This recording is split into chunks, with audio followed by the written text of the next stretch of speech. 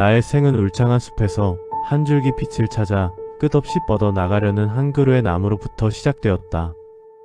기억의 저편, 아스라한 어둠 속에서 들려오는 것은 어머니의 자장가가 아니라 타인의 빈젖을 필사적으로 빨아대던 나의 허기진 입술 소리였다. 신선이 산다는 어느 시골 마을, 안개 낀 미루나무 숲은 나의 첫 울음을 삼켰고, 나는 살기 위해 어머니의 품을 떠나 이모의 듬성듬성한 포대기 속으로 기어 들어가야만 했다. 그것이 내가 세상과 맺은 첫 번째 계약이었다.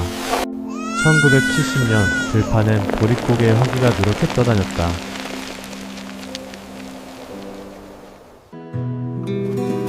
그때 나를 품에 안겨줄 그녀가 오고 있었다. 그녀는 엄마를 대신한 나의 이모, 그때 이모는 꽃다운 20대 처녀였다. 태몽은 하늘 끝까지 닿은 장대한 미루나무였다 하나. 갓 태어난 핏덩이에게 허락된 것은 농번기 일손에 쫓겨 고갯길을 넘어가는 이모의 가쁜 숨소리뿐이었다. 외갓집에서의 생활은 너무나도 외로운 섬이었다.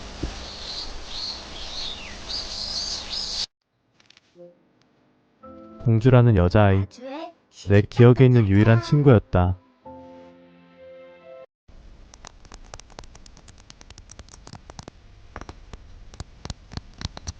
사랑도 지나치면 엉뚱한 결과가 되는 법이다. 어느 날 밤, 서로 나를 데리고 자겠다며 양쪽에서 내 팔을 잡아당기던 어둠 속에서 뚝소리와 함께 내 팔이 몸 밖으로 밀려나갔을 때 나는 깨달았다. 사랑이란 때로 뼈를 깎는 통증을 동반한다는 사실을.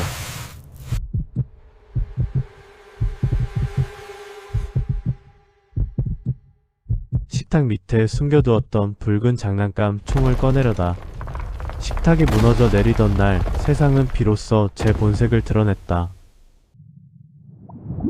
깨진 이마를 타고 흐르던 그 비릿하고 뜨거운 액체. 응급실의 차가운 바늘이 살점을 뚫고 지나갈 때마다 다시 돌아온 고향집 뒷마당. 낯선 어머니 앞에 나는 멈춰섰다. 그러나 피는 물보다 진하다고 했던가. 본능적으로 어머니의 품으로 안겼다. 그동안 느껴보지 못했던 평안한 순간이었다.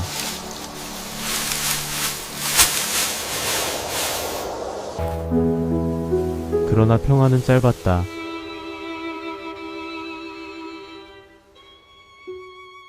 밤이 되자 천장에선 쥐떼가 군대처럼 달려다녔고 옹이 구멍 너머론 짐승의 눈빛이 번뜩였다.